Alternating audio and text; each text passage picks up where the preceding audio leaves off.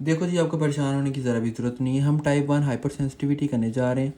Type 1 hyper sensitivity में क्या होता है, ये हमारी बॉडी में लंग्स हैं, ठीक है। हमारी बॉडी में फॉरेन पार्टिकल आ गया, फॉरेन पार्टिकल आ गया तो इसने अब क्या करना है, यहाँ पे मैक्रोफेजेस पड़े हुए हैं, ठीक है। फॉर एग्जांपल मैक्रोफेजेस पड़े हुए हैं, तो मैक्रोफेजेस इनगल्फ कर लिए हमारी बॉडी में। मैक्रोफेजेस ने इनगल्फ कर लिया फॉरेन पार्टिकल को, ठीक है, एंटीजन को।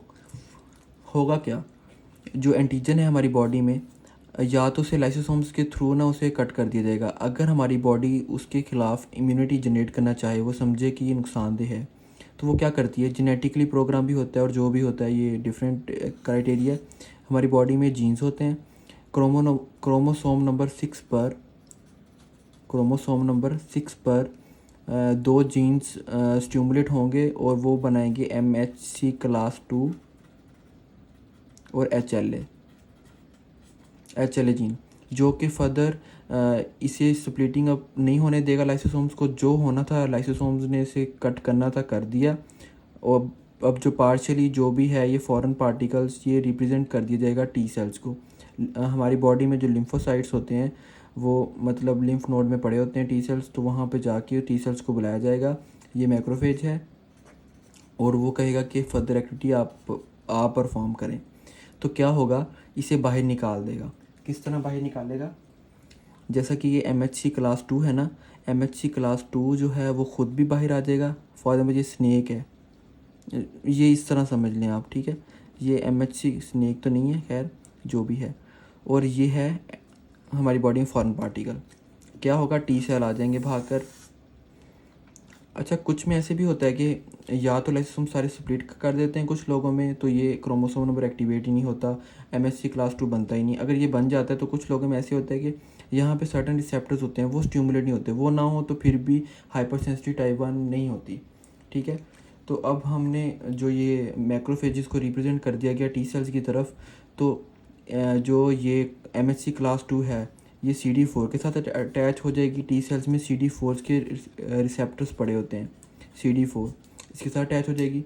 और ये जो हमारी बॉडी में ये जो है एंटीजन है, ये अटैच हो जाएगा। कोई और कलर से करता हूँ मैं, ये अटैच हो जाएगा। ये टी सेल्स के साथ पड़े होते हैं, TCR, T cell representative receptors, ठीक है। और ये आगे हमारे अब ये इसके साथ अटैच हो जाएंगे और ये इसके साथ, दोनों अटैच हो गए। आगे बताता हूँ होगा क्या। फर्दर क्या होगा, ये स्टिमुलेट कर देंगे CD4। अब यहाँ पर आ गया TCR, यहाँ पर आ गया, वो अटैच हो गया एंटीजन के साथ। HLA जीन जो था क्लास 2 का, उसके साथ CD4 अटैच हो गया, ठीक है। ये हो गया कंप्लीट।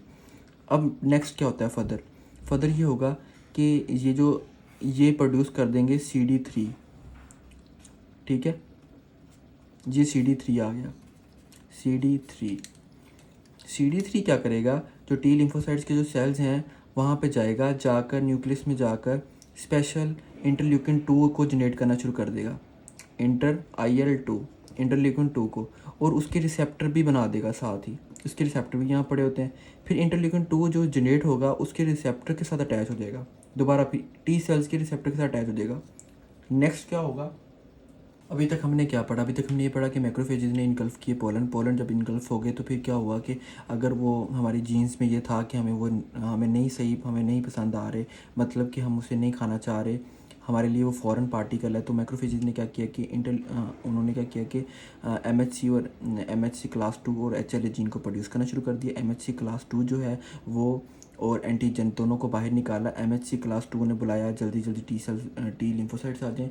जब टी लिम्फोसाइट्स आ गए तो उसने क्या किया, अटैचमेंट दे दी CD4 के साथ अपनी, और इसके बाद एंटीजन की अटैचमेंट दे दी TCR के साथ। नेक्स्ट क्या हुआ कि इन्होंने CD4 को जनरेट कर दिया, CD4 था ना, तो इसे CD3 को जनरेट कर दिया।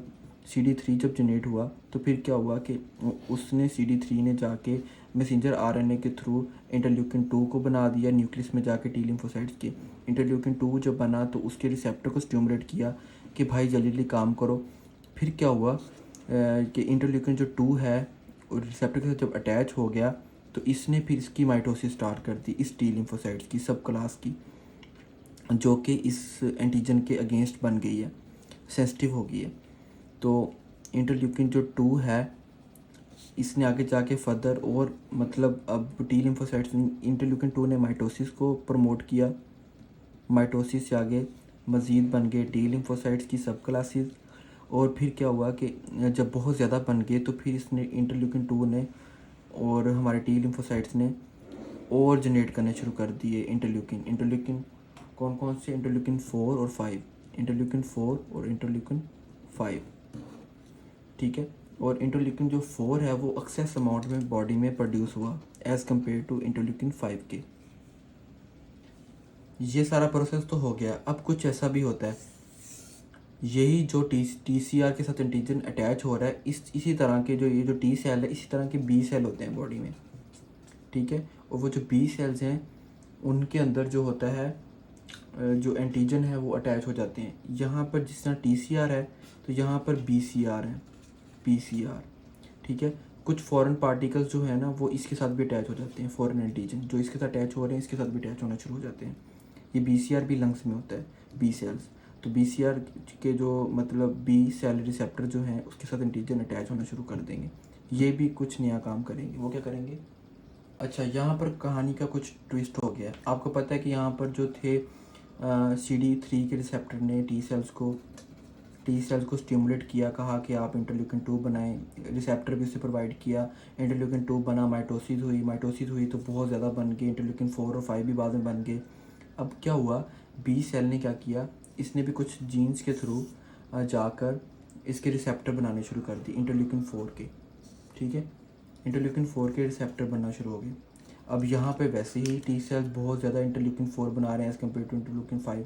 तो ये जो है इंटरल्यूकिन 4 है, ये इसके रिसेप्टर के साथ अटैच हो जाएगा, जो इसने इंटरल्यूकिन 2 के रिसेप्टर बना चुका है। इंटरल्यूकिन के जो रिसेप्टर्स हैं उसके साथ इंटरल्यूकिन IL-4 अटैच हो जाएगा, ठीक है। अब इसकी अटैचमेंट के बाद क्या होगा, इसकी अटैचमेंट के बाद ये होगा कि BCGF बना देगा ये totally, BCGF, B cell growth factor.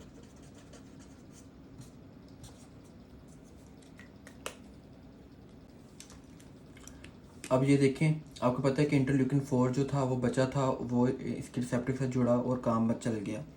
अब नेक्स्ट क्या आया, इसने भी क्लोन बनाने शुरू कर दिए, मतलब जिस तरह टी सेल क्लोन बने थे, एक्सपेंशन हुई थी टी सेल्स की, बहुत ज़्यादा टी सेल बनने शुरू हो गए थे, इसी तरह बी सेल बनने स्टार्ट हो जाएंगे और बी सेल्स के साथ रिसेप्टर कोई और लगना शुरू हो जाएंगे। क्योंकि आपको पता है कि इंटरल्यूकिन 4 की कहानी तो हमने पूरी पढ़ ली ना, कि ये ज़्यादा था तो ये आना शुरू हो गया। अब ये हमारी बॉडी में पड़ा हुआ है इंटरल्यूकिन 5, इसने तो भी तो कुछ करना है, तो ये भी इसके साथ अटैच होना शुरू हो जाएगा। इंटरल्यूकिन 5 जो न्यू बी सेल्स बन रहे हैं ना, बी सेल्स की क्लोन बन रही है, उनके साथ इंटरल्यूकिन 5 भी अटैच होना शुरू हो जाएगा।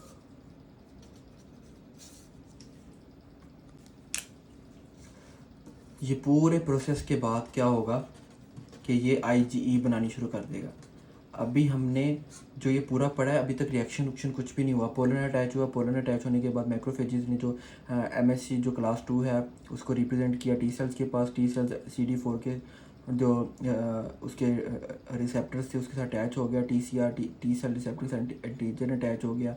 इसने गेट CD3 को स्टिमुलेट किया टी सेल्स में, CD3 ने आगे जाके जीन्स को स्टिमुलेट किया, जीन ने इंटरल्यूकिन 2 बनाया, इंटरल्यूकिन 2 ने माइटोसिस कराई, माइटोसिस कराने के बाद इंटरल्यूकिन 4 और 5 बना, साथ उसने क्लोन बनाने शुरू कर दिए।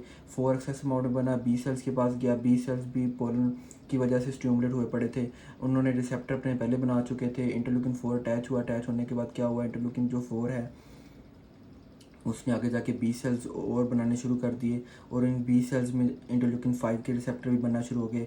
इंटरल्यूकिन 4 और 5 के रिसेप्टर के थ्रू IgE एंटीबॉडीज़ बन गई, ठीक है, हमने एंटीबॉडी बना ली।